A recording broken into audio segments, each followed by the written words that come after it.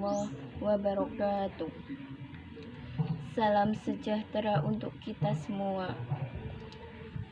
Yang terhormat Bapak Kepala Sekolah Tarbiyatul Banin, yang terhormat Bapak Ibu Guru, yang terhormat staf karyawan dan karyawati, dan juga yang saya cintai adik-adik kelas 10 dan kelas 11.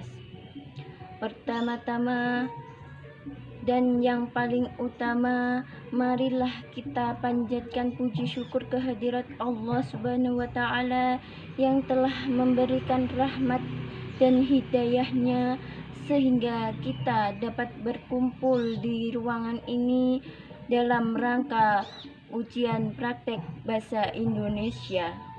Kedua kalinya sholawat serta salam kita haturkan kepada suri tauladan kita, yaitu Nabi Agung Muhammad SAW dan para sahabatnya yang telah menghantarkan kita dari zaman kegelapan hingga zaman terang benderang. Hadirin yang berbahagia, izinkan saya Fitria Rahmawati dari kelas 12 IPS menyampaikan pidato mengenai arti persahabatan yang sesungguhnya. Teman-teman, sudahkah paham arti dari persahabatan yang sesungguhnya? Pasti kebanyakan dari kita mengartikan bahwa persahabatan itu yang selalu ada di saat apapun, suka maupun duka, betul kan? Arti sahabat itu jauh lebih dari itu. Sahabat adalah orang yang senantiasa mengingatkan kita ketika kita salah, bukan yang hanya membenarkan perkataan, tindakan kita. Karena itulah hakikat persahabatan. Bukan sahabat namanya jika ia mengajak kita kepada keburukan, melainkan ia yang selalu mengingatkan kita dalam kebaikan. Persahabatan sejati itu bukan hanya di dunia, tetapi juga nanti di akhirat. Semoga kita kelas 12 IPS dan seluruh anggota Madrasah Aliyah Tarbiyatul Banin bisa bersatu dan bertemu di akhirat nanti, bukan hanya di dunia yang fana ini. Teman-teman, pernah mendengar seorang tokoh bernama Aristoteles? Ya, Aristoteles adalah filsuf Yunani yang pernah kita jumpai di pelajaran PKN maupun sosiologi. Menurut Aristoteles, ada 3 alasan mengapa manusia mau menjadikan manusia yang lainnya sebagai sahabat, yakni 1. Kenikmatan, 2. Kegunaan, 3. Keutamaan. Artinya sederhana saja, seseorang bersahabat dengan seseorang yang lainnya karena orang tersebut memberikan kenikmatan. Contohnya, orang tersebut pintar, suka berbagi ilmu, suka mentraktir, dan banyak lagi. Ada unsur kenikmatan yang kita rasakan apabila bersahabat dengannya. Selanjutnya, alasan yang kedua adalah kegunaan.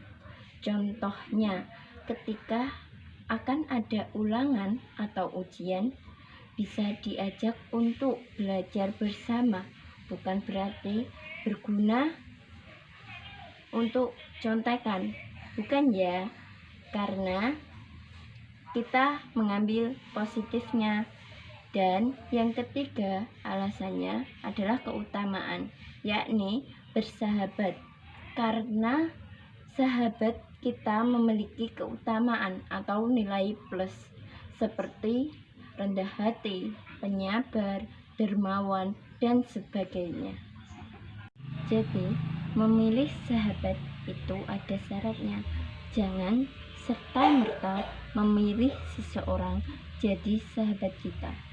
Salah-salah kita memilih teman atau sahabat, kita bisa terbawa buruk atau dampak jeleknya.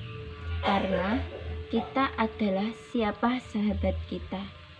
Sahabat kita berkualitas A, tentu kita akan berkualitas A juga. Seseorang akan berbicara dan berperilaku seperti teman atau sahabatnya. Hadis riwayat Ahmad dan Tirmizi.